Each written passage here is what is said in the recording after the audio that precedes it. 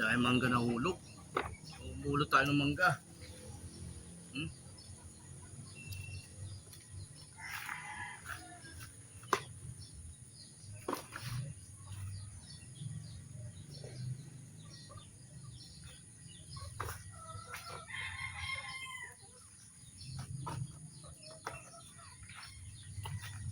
So iwalay na natin to dahil mapabagong hulog to at mapapakinabangan pa natin, makakain pa natin yan.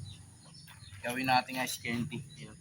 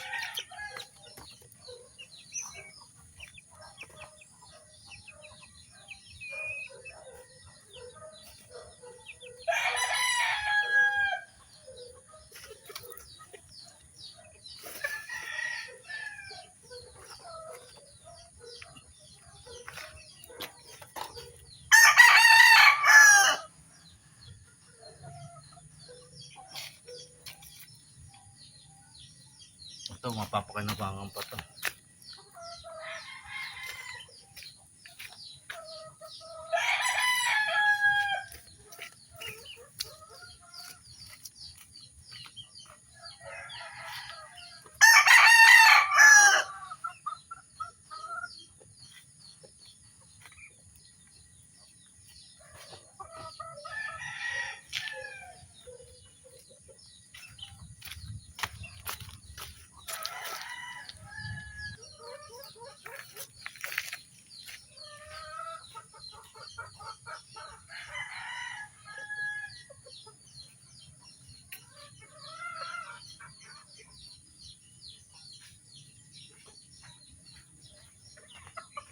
Ang dami na hulog oh. Isang timba na mangga na bulok oh. Ang dami. Tapos na natin to. Dahil nilalangaw rito.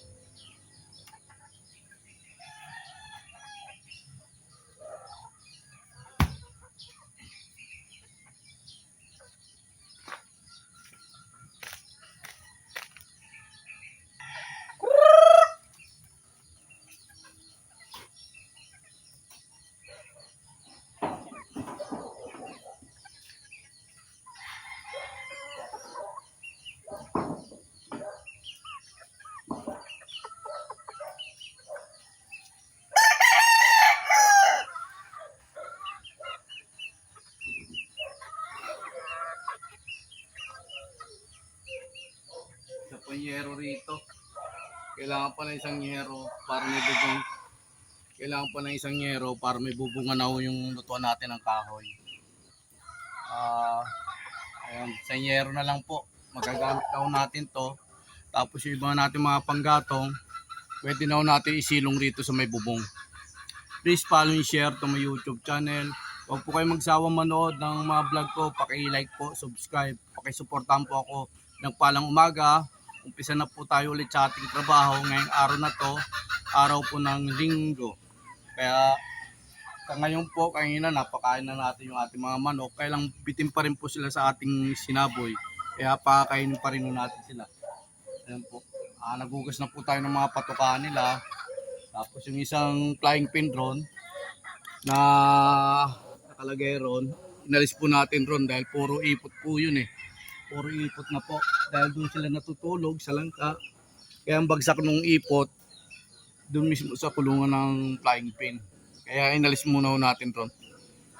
Kaya magdadagdag pa rin tayo ng pagpapakain sa ating mga alagang manok. Tapos yung mangga, namulot tayo ng mangga dahil napakarami manggang bulok na. Ayan, itinapon muna natin sa gilid. Dahil kahit pa paano, dyan nila makakain yan. Yung mga mangga na napulot natin rito, nilagay lang natin rito dyan sa kabila para kahit pa paano makakain nila yan.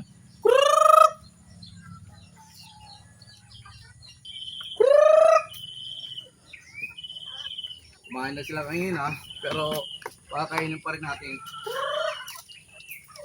Sinabuyan na natin ito kanina, kailang nabitin po sila. Kaya dadagdagan natin yung pagpakain sa kanila.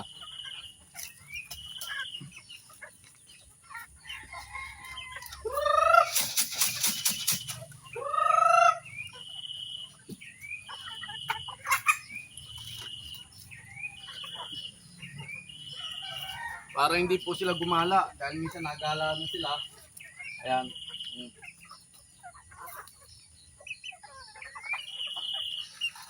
Itong babae, ibang babae rito, ipapadala natin niya sa Bicol.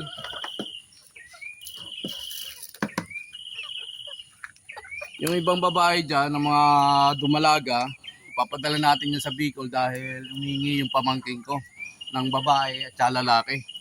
Kaya hanggat hindi pa nakakauwi yung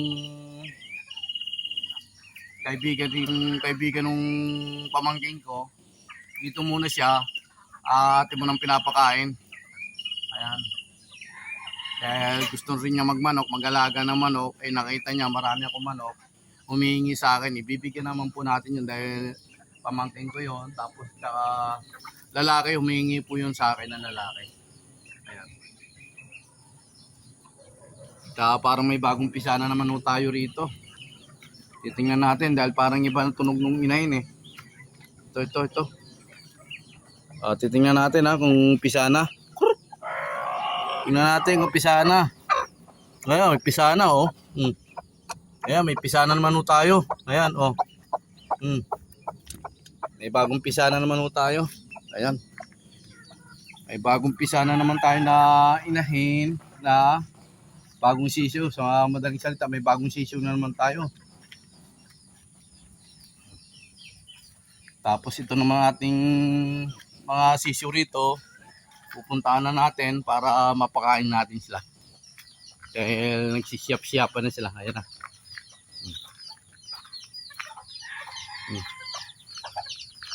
Hindi pa rin nababawasan ang ating mga sisiw rito. 2, 4, 6, 8, 10. 10 pa rin po sila. 10 pa rin, hindi pa rin nababawasan. Kaya ating pakainin na, ililipat rin natin ng iusog natin ng lalagyanan para maiba naman yung lalagyanan nila.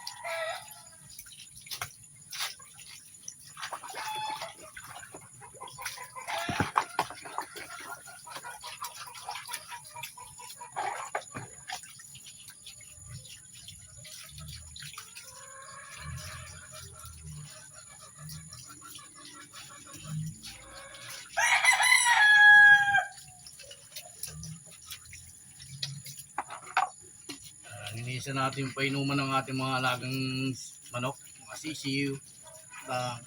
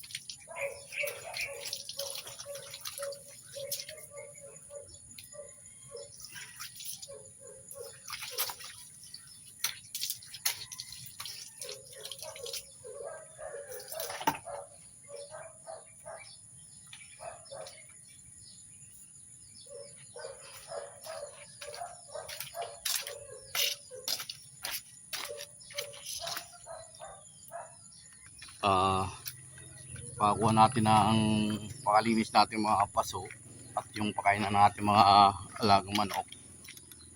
Dito, kukunin ko muna itong ating naipon na mangga. Yan po. Yan po yung naipon natin mangga. Gagawin natin ice candy dito. Sayang o.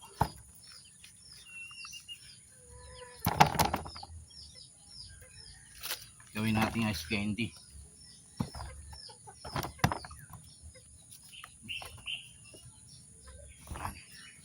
Marami na po yan pag nagawa pong ice candy yan. Marami na po yan pag nagawa natin ice candy yan. At hugasan lang natin. Teka po. Punta na natin tayo mag-umpisa na magpakain ng ating manok. Ito, bitbit na natin. Dito na tayo magtitimpla sa malapit sa gripo. Para hindi na tayo lumayo sa tubig.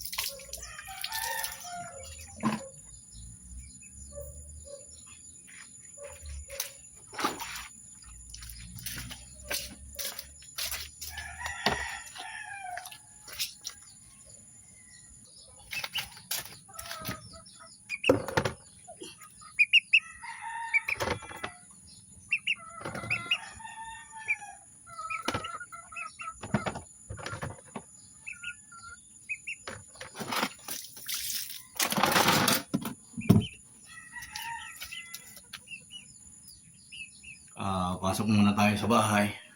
Tayo magkape muna. Dahil nag-init na tayo ng tubig, magkakape muna tayo.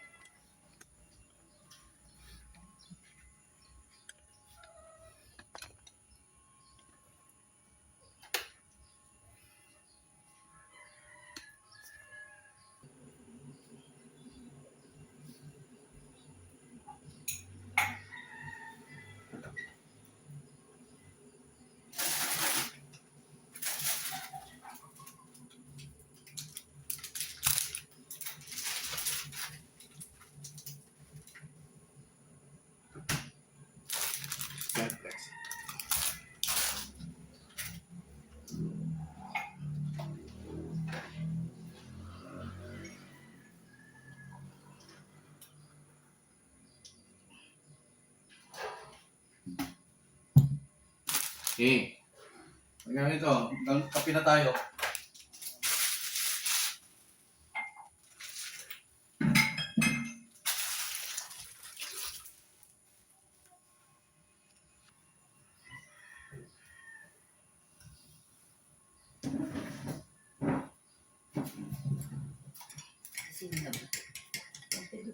Nga, nagsalita na kanina, narinig eh.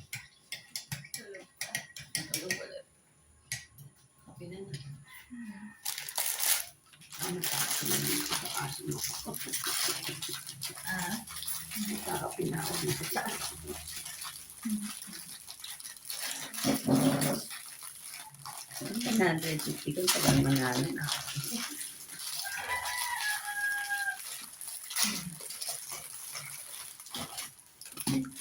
Skype tayo. Cornflakes.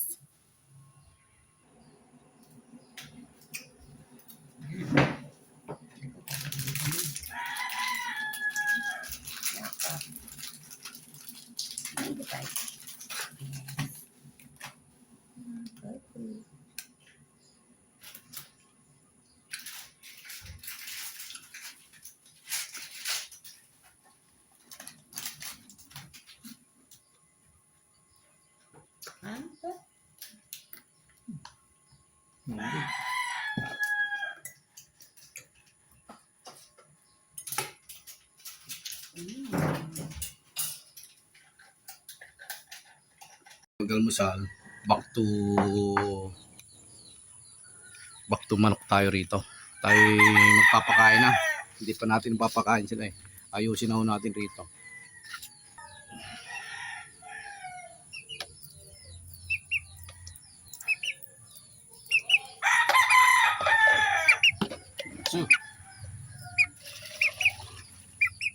So.